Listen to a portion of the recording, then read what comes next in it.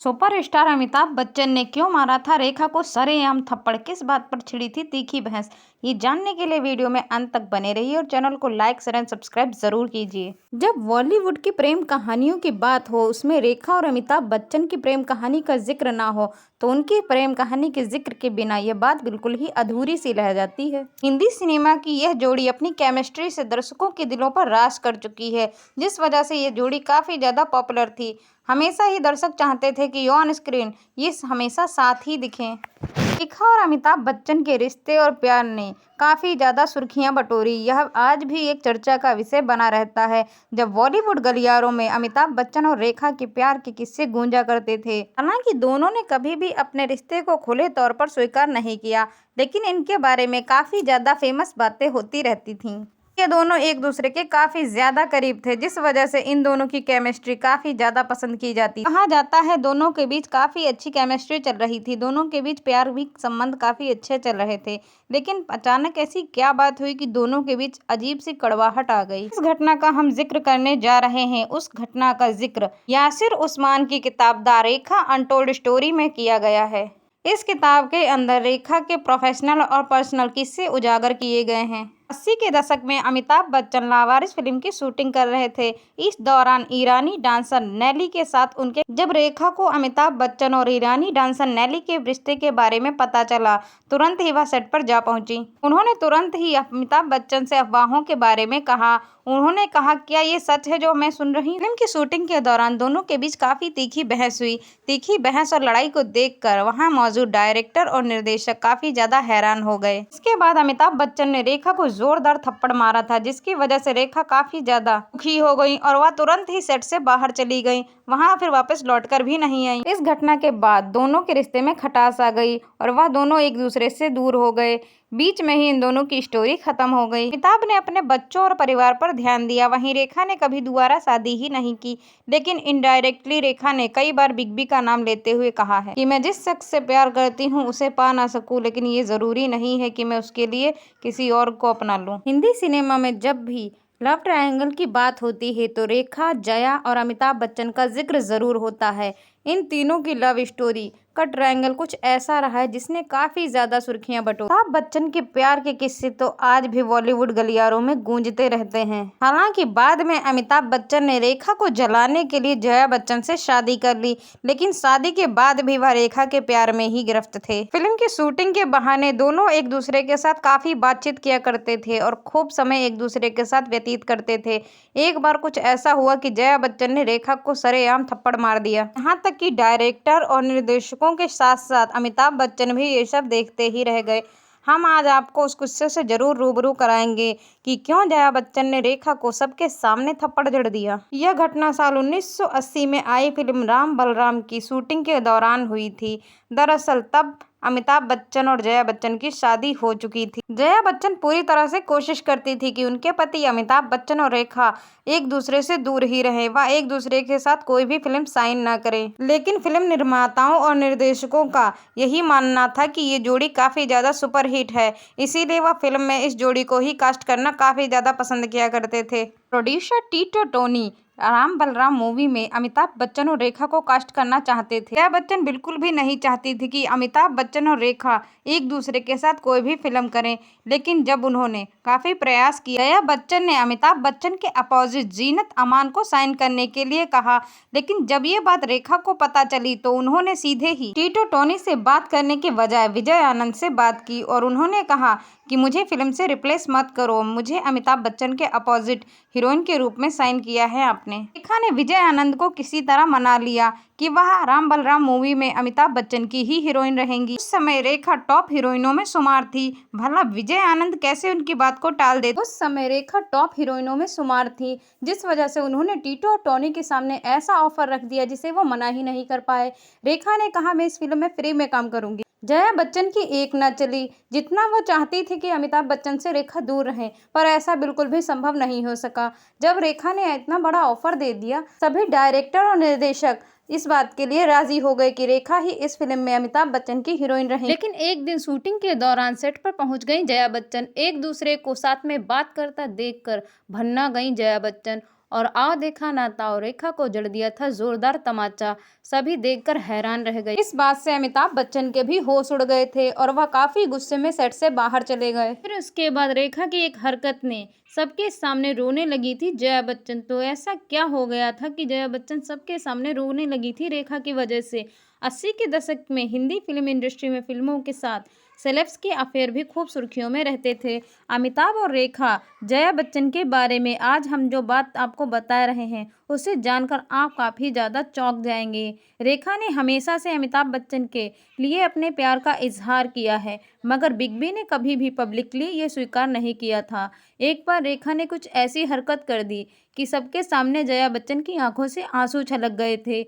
ये किस्सा ऋषि कपूर और नीतू कपूर की शादी का है, जब रेखा मांग में सिंदूर लगाकर वहां पहुंच गई थी। साल 1980 में ऋषि कपूर और नीतू कपूर की शादी के बंधन में बंध रहे थे।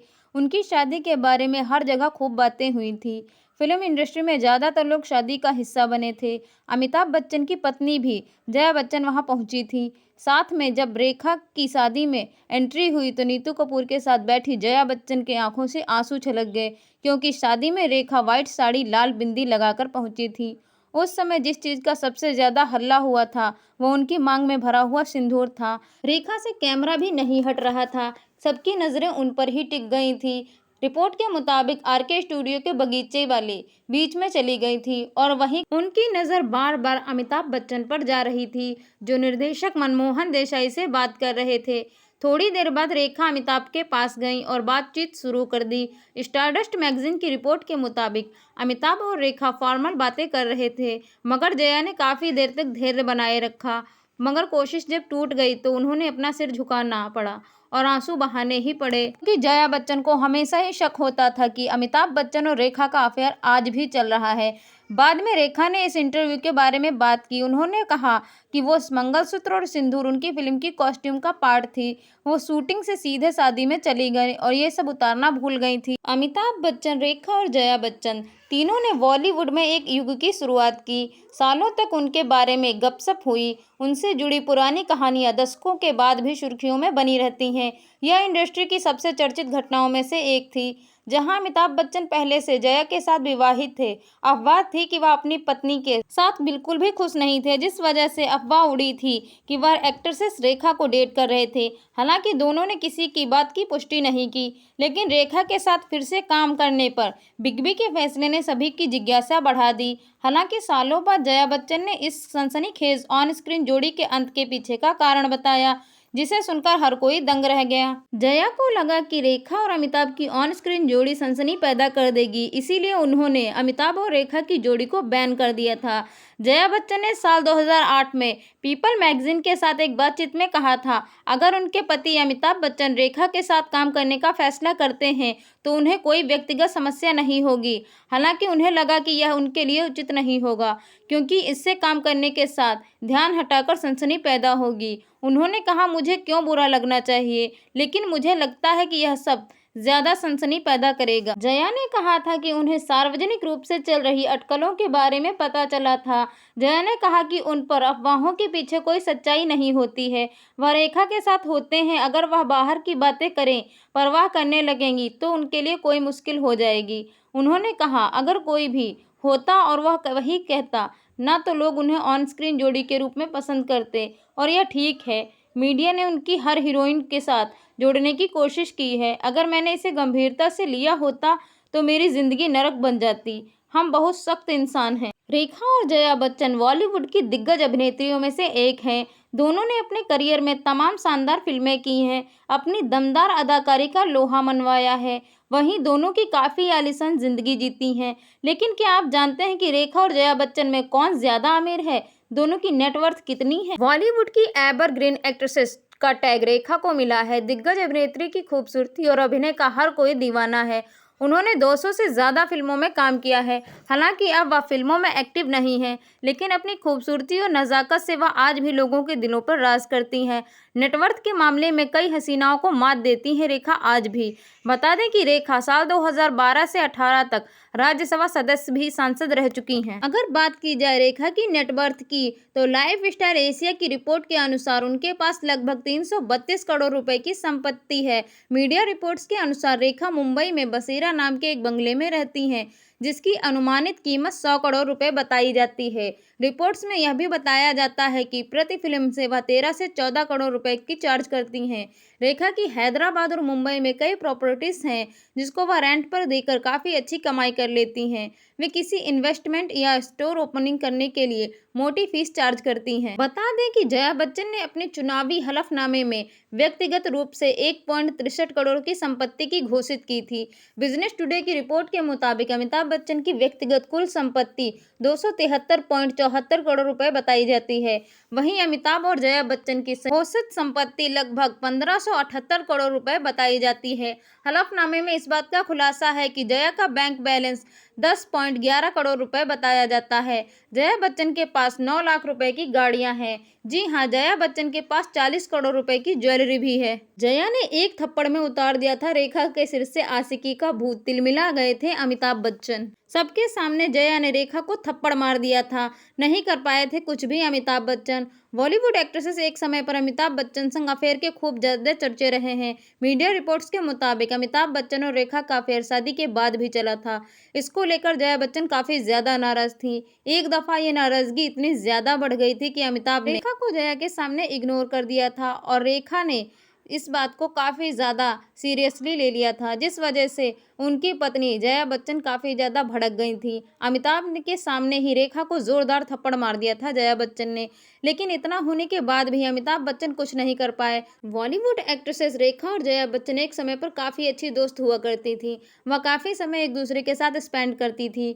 रेखा जया को दीदी भाई बोलती थी, लेकिन अमिताभ बच्चन की वजह से दोनों के बीच काफ़ी ज़्यादा दूरियां आ गई। जया बच्चन को बिल्कुल भी पसंद नहीं था कि रेखा उनके पति यानी कि अमिताभ बच्चन से थोड़ी सी भी बात करें। बॉलीवुड एक्ट्रेसेस रेखा और अमिताभ बच्चन का अफेयर बॉलीवुड में काफ़ी ज़्यादा चर्चा का विषय रहा है। यहाँ तक कि जया अमिताभ और रेखा ने एक फिल्म में काम करने के लिए मना कर दिया करती थी। जया बच्चन कभी भी नहीं चाहती थी कि उनके पति यानी कि अमिताभ बच्चन रेखा के साथ कोई भी फिल्म में काम करें। राम बलराम के सेट पर काफ़ी ज़्यादा तनातनी हो, लेकिन रेखा ने जब फ्री में काम करने का ऑफर दिया तो जया की बिल्कुल भी नहीं चली। जया ये चाहती थी कि जीनत अमान अमिताभ बच्चन की हीरोइन बने, ना कि रेखा बने, लेकिन जब रेखा ने इतना बड़ा ऑफर उन्हें दिया तो वह मना ही नहीं कर सके। रेखा और अमिताभ बच्चन को फिल्म राम बलराम के सेट पर साथ देखने के बाद गुस्से से भरी जया बच्चन ने एक्ट्रेसेस को जोरदार थप्पड़ मारा। इसे देखने के बाद वहां सभी लोग हैरान रह गए।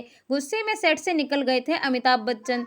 जया द्वारा रेखा को मारा गया थप्पड़ अमिताभ बच्चन से सहन नहीं हुआ और वह गुस्से से वहां से निकल गए, लेकिन समय में सारे घाव भर दिए। अब अमिताभ बच्चन और जया बच्चन एक खुशहाल जिंदगी। जया ने रेखा की पब्लिकली बेइज्जती कर दी थी, जिस वजह से दोनों के बीच में काफी ज्यादा दरार आ गई। टॉप एक्ट्रेसेस रेखा ने